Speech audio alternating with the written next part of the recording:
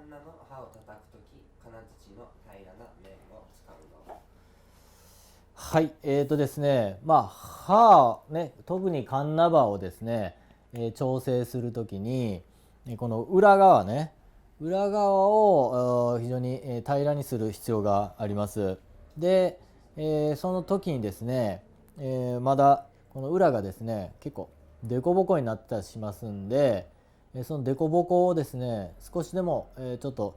やりやすいように平らにしてやるっていうことで、金槌を使ってですね、この鉄を叩いたりすることがあります。でその時にですね、こういう、鉄の塊を使ってこの、しのぎの面を金槌で叩くんですけれども、こういうね、金槌があれば、このように、叩いてもらったらいいですし、もしこれがなかったらですね、こちらの方でこういうふうに叩いてもらっても全然問題ないです。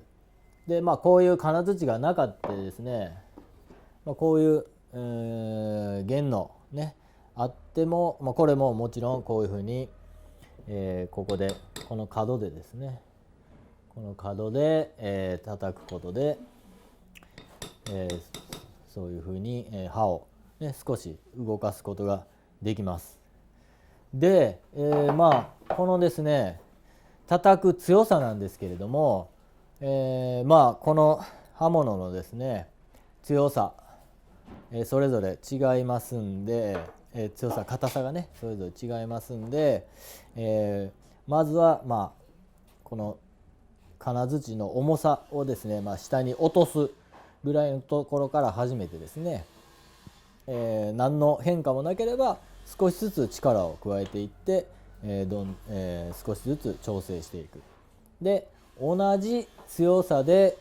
叩いて、その叩く回数で変化をね、調整してやる、そういうふうなやり方になります。